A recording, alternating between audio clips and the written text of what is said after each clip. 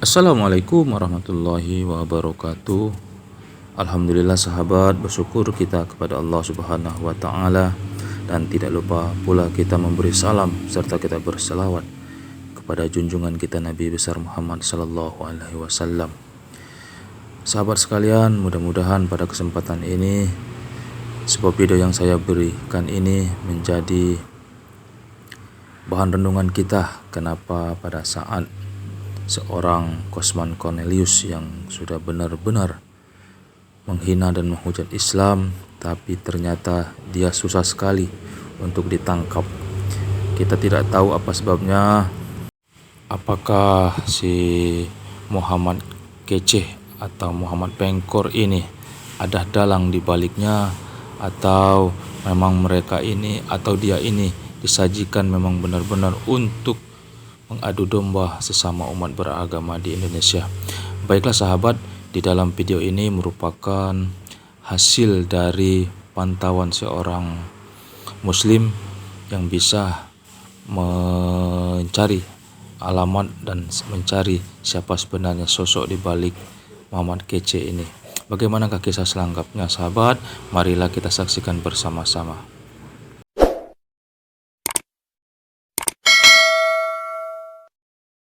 Bismillahirrahmanirrahim. Assalamualaikum warahmatullahi wabarakatuh. Saudara, dengan saya lagi Edi Mulyadi dari Forum News Network FNN. Saudara sekalian, hari-hari ini kita dibuat heboh tentang munculnya seorang laki-laki yang menamakan dirinya Muhammad Keceh atau Muhammad Kaceh. Itu videonya beredar bagaimana dia menistakan agama Islam dengan senista-nistanya ya. Banyak versi-versi videonya, tapi salah satunya ini video pendek 34 detik ya. Saya coba tayangkan, yang saya yakin Anda juga sudah menontonnya karena ada pas ini kan beredar dengan sangat luas. Ini dia salah satunya ya. Tentu orang yang disertai jin. Siapa yang disertai jin? Menurut Quran surat 52 ayat 19, namanya Muhammad. Muhammad ini dekat dengan jin. Muhammad ini dikerumuni jin. Muhammad ini tidak ada ayatnya dekat dengan Allah. Saudara yang punya pikiran, yang cerdas, mau ikut jin atau ikut Allah?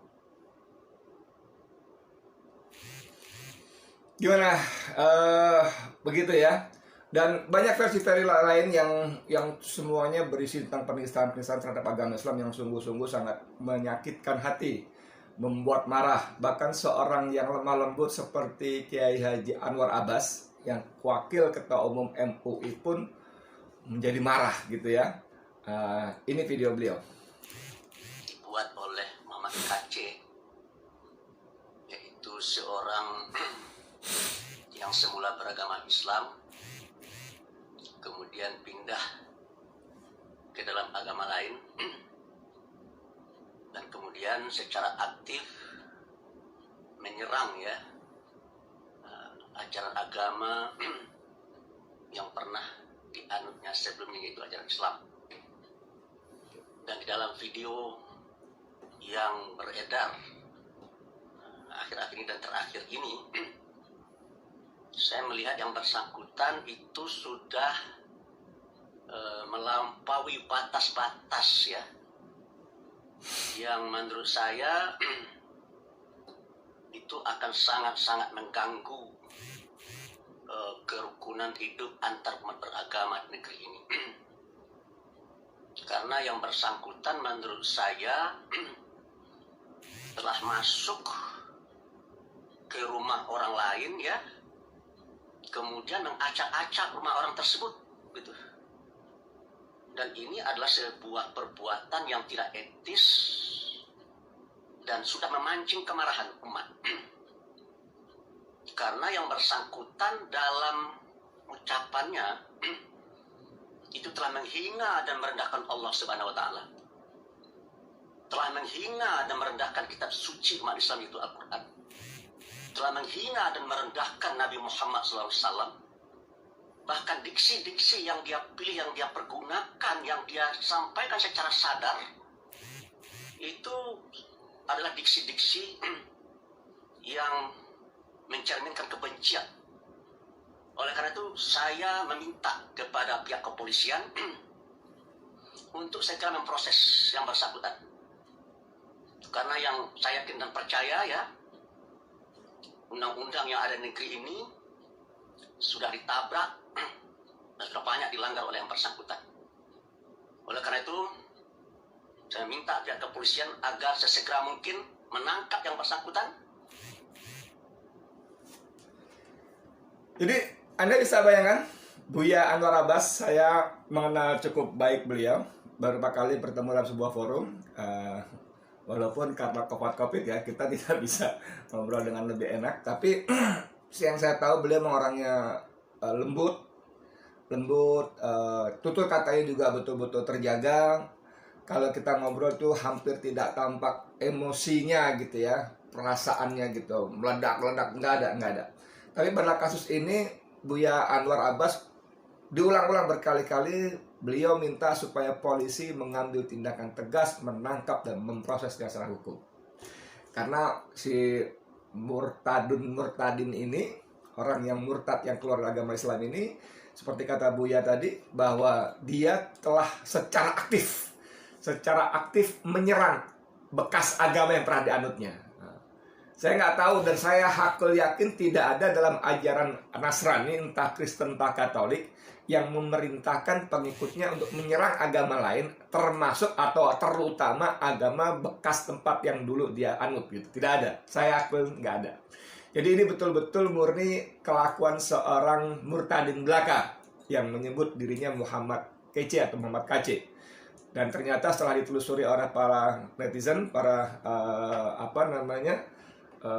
pejuang cyber, orang ini bernama Muhammad Kusman. Muhammad Kusman ini sesuai dengan nama yang tertera dalam rekening banknya. Oke, nanti kita lihat profil dia ya. Nah, pertanyaannya adalah kenapa sampai begitu lama polisi belum juga kunjung bertindak? Ini ada cerita sang penista agama Islam bebas berkeliaran.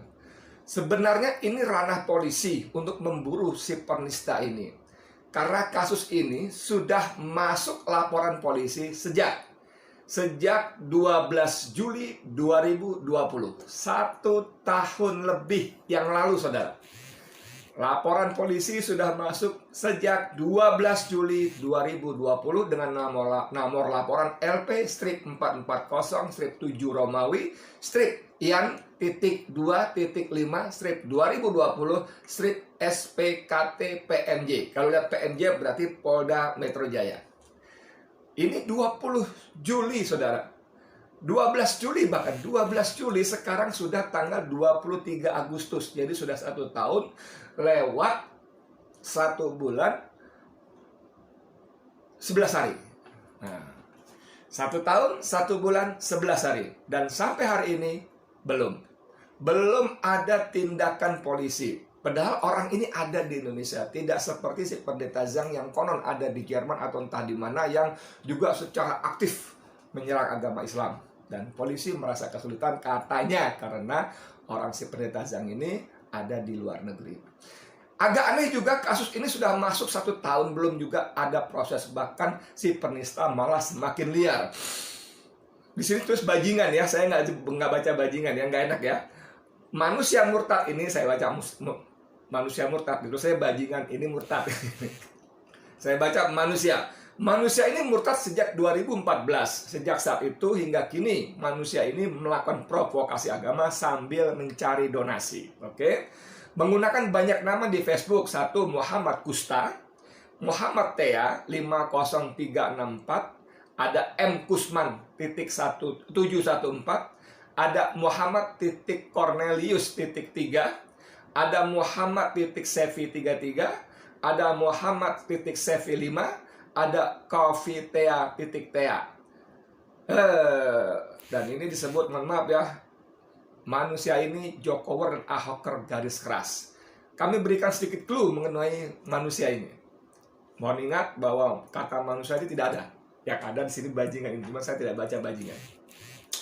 Tayangan di channel NKC, manusia ini membahas tentang dukungan kepada Jokowi. Mereka mengaku bagian dari grup advokat Sanjaya Edi. Dalam video tersebut terdapat 3 orang, 2 diantaranya Muhammad Kusman, Untung Purnomo, AK Jimmy. Ya. Kemudian ada dalam akun FB Cerita Tea pada 1 April 2015, bajingan ini memposting nomor WA 08 95 32 88 93 989. Dia memposting, bisa aja nomornya ngaco, nggak apa-apa, tapi dia memposting nomor WA. Nomor ini terlacak aktif, ternyata bukan palsu ya. Nomor ini terlacak aktif pada jam 7:40 22 Agustus 2021 pada perangkat HP Xiaomi 3S. Jadi masih baru kemarin, saudara. Hari Ahad kemarin nomor ini masih terlacak aktif. Sekarang Senin 23 Agustus, baru 1 hari yang lalu. Dengan IP 116.206.15.2. GPS-nya straight 6.9168,107.577. Alamatnya, ini alamatnya Pak Polisi ya, alamatnya Jalan Garuda nomor 63 Dungus Cariang Andir Bandung. Nomor ini dimiliki Heni Erianti. Nomor yang dicantumkan itu pemiliknya bernama Heni Erianti. Menurut Heni, Kusman adalah paman dari Rahmat. Siapa Rahmat? Di situ ada ya tadi ya. Ibunya Rahmat dan ibunya Heni adalah adik kakak. Jadi Heni punya sepupu namanya Rahmat. Nah, Rahmat ini punya paman bernama Kusman. Jadi intinya sebetulnya Kusman ini memang masih keluarga dari Heni Erianti. Semoga dengan clue ini bisa membantu mendapatkan manusia tersebut. Jangan sampai setelah ditangkap polisi kemudian dinyatakan sakit jiwa. Saudara sekalian, dalam video yang lebih panjang, Buya Anwar Abbas, sebetulnya dalam versi yang lebih panjang 4 menit sekian detik itu, beliau mengatakan bahwa orang ini sehat, orang ini waras. Ya, Buya Anwar Abbas mengatakan orang ini sehat, orang ini waras.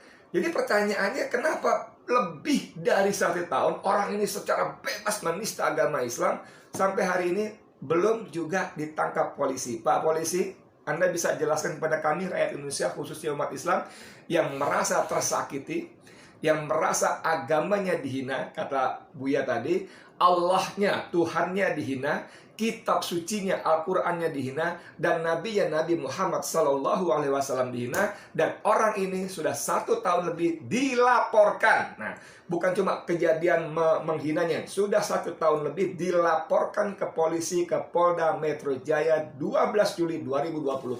Sampai hari ini belum ada tindakan yang berarti dari kepolisian. Saya mau bertanya mewakili diri saya sendiri dan umat Islam yang mau saya wakili, kenapa Pak Polisi, Jenderal Listio Sigit Prabowo, kenapa? Barreskrim, Kabar Eskrim, kenapa? Jawab, tolong kenapa? Ada apa? Dan hari-hari ini betul-betul mencuat lagi beritanya ini. Kehebohan ini mencuat lagi luar biasa, sehingga ada saja netizen, warga, rakyat yang merasa bahwa ini sengaja dimunculkan dan seperti biasa untuk menutupi isu-isu lain yang merugikan penguasa. Isu-isu lain yang merugikan, Anda tahulah apa yang dimaksud ya, supaya orang lupa utang luar negeri, orang lupa babak belur dan amburadulnya penanganan COVID-19, orang lupa bagaimana ekonomi jeblok hancur, orang lupa bagaimana banyak rakyat yang menjadi pengangguran, tidak berpenghasilan, orang lupa kasus korupsi bansos yang konon hari ini Juliari Batubara akan divonis kalau nggak salahnya, dan KPK berkeyakinan vonis akan jatuh 11 tahun. Itu pun sudah sangat ringan dibanding gembar-gembor Firly Bahuri, ketua KPK, yang merasa yakin bahwa KPK akan menuntut hukuman mati untuk koruptor bansos Juliari Peter Batubara. Saudara sekalian, ini pertanyaan yang menarik, yang sungguh benar-benar agak tidak bisa dipahami akal sehat. Kenapa polisi begitu lama? Saya sengaja tadi googling berita itu, ada peristiwa 20 Januari 2019 ya. Beritanya 20 Januari 2019, hari Ahad ya. Ini judul beritanya begini: hina Jokowi di Facebook, remaja di Lombok ditangkap polisi. Hina Jokowi di Facebook, remaja di Lombok ditangkap polisi. Remaja bros ya, ini dia. Oke, ini dari FIFA. Hina Jokowi di Facebook, remaja di Lombok ditangkap polisi. Ada mau tahu cerita kronologisnya? Nah, ini saya bacakan. Seorang remaja bernama Imron Sasmi diringkus tim Resmob Polres Mataram lantaran merendahkan Presiden Joko Widodo melalui status Facebooknya. Pelaku diringkus di depan rumahnya di Kecamatan Ampenan, Kota Mataram, Sabtu kemarin 19 Januari 2019. Jadi anak muda ini diringkus hari Sabtu tanggal 19 Januari 2019 karena dianggap merendahkan Presiden Joko Widodo di akun Facebooknya. Menulis, oke? Kapolres Mataram Ajun Komisaris Besar Polisi Saiful Alam mengatakan pelaku pada Jumat 18 Januari 2019 melalui akun Facebook miliknya bernama Imran Kumis membuat postingan berjudul "Bodohnya Orang Islam yang Memilih Jokowi". Tanda seru ada 3, dasar munafik tanda seru lagi ada 4. Pelaku diduga melakukan ujaran kebencian kepada presiden melalui media sosial Facebook milik pelaku sendiri. Saudara sekalian, menurut penjelasan akun Ajun Komisaris Besar Kapolres ini, si Imron Kumis ini menulis di Facebook tanggal 18 Januari. Tanggal 19, 1 hari kemudian, anak muda ini ditangkap oleh polisi. Hanya perlu waktu 1 hari. Tanggal 18 Januari dia menulis di Facebook, bodohnya orang Islam yang milih Jokowi.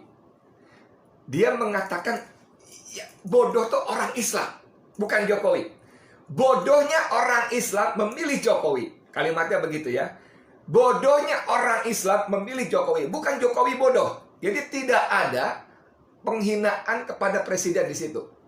Kecuali orang Islam memilih Jokowi yang bodoh. Nah, itu baru penghinaan, menghina Jokowi. Di sini kalimat yang ditulis adalah bodohnya orang Islam. Jadi dia menuding orang Islam itu bodoh yang memilih Jokowi. Gitu loh. Jadi kalau orang Islam memilih Jokowi itu bodoh menurut kalimat di sini. Dasar munafik. Siapa yang dikatain dasar munafiknya? Bisa jadi orang Islam yang memilih Jokowi. Tidak disebut dasar Jokowi munafik. Tidak bisa. Tidak disebut seperti itu. Jadi tidak ada merendahkan Jokowi di kalimat itu, saudara. Tidak ada. Hanya polisi menafsirkan kalimat itu merendahkan Jokowi. Tanggal 18 orang ini menulis di Facebook. Tanggal 19, 1 hari saja. 1 hari saja langsung ditangkap polisi. Tapi ini ada murtadin, orang yang murtad, yang secara aktif menyerang agama lamanya, agama yang pernah dipeluknya yaitu Islam.